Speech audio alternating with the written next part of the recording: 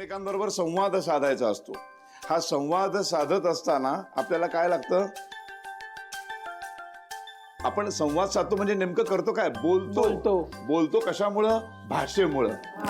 मग भाषा विषय मराठी आहे, हिंदी आहे, इंग्रजी आहे, है ना?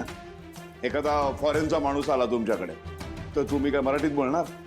इंग्रजीची गरज आहे. एखादा परप्रांतीय आला तर तुम्ही कसं हिंदीमध्ये बोलणार? त्यामुळे हे विविध भाषांचा त्यावेळेला उपयोग होतो. अशा या सगळ्या विषयांची आपण कुठे आयुष्यात कसा कसा उपयोग करून घेतो हे आज बघणार आहोत. आता मला सांगा, तुम्ही पण मला तुमच्याकडनं सांगा की तुम्ही कुठल्या कुठल्या विषयाचा कसा कसा कुठे वापर करता.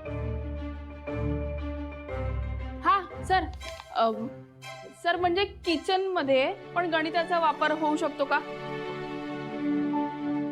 कसा कसा सांग बघू. म्हणजे एकदम साधं सांगते आता.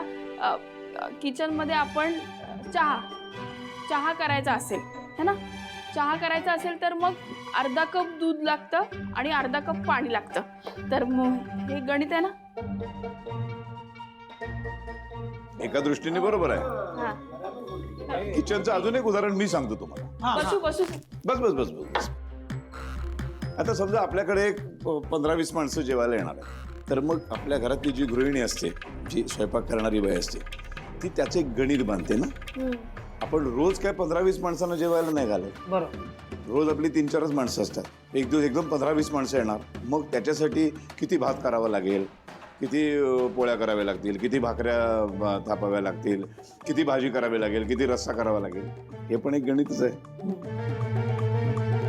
मला काय वाटतं, नागरिक शास्त्राचा आपल्याला आपल्या दैनंदिन आयुष्यामध्ये खूप चांगला वापर. सामाजिक आणि धार्मिक गोष्टी घडतात, आपल्याला देशाचं राजकारण घडतं, समाज व्यवस्था घडते. खरं तर ना, नागरिक शास्त्राचं पुस्तक सगळ्यात छोटूच आहे, पण वापर मात्र नागरिक शास्त्राचा आयुष्यात सर्वात जास्त करावा लागतो. पुढे बघा. आणि काय पुढे कोणाला काय? त्याचा लोचा काय ना सर, इतिहास म्हटलं की कोणती लढाई कुठे कोणासोबत हे सगळं मला सेम वाटतं. आणि नागरिक शास्त्राचा लोचा असा आहे की कुठे किती सदस्य असतात, कोणता मंत्री काय काम करतो, मला कधीच नाही कळलं. या बाबतीत गोंधळ होणं स्वाभाविक आहे, कारण कुठला मंत्री कुठलं काम करतो हेच आपल्याला कळत नाही, त्यामुळे गोंधळ होणं स्वाभाविक. म्हणून सर झालं. हुशार विद्यार्थी. तुमचं सांगा. त्यांना बोललात ना, आता तुम्ही सांगा बघू. हो सर. सर, सायन्स यानी की विज्ञान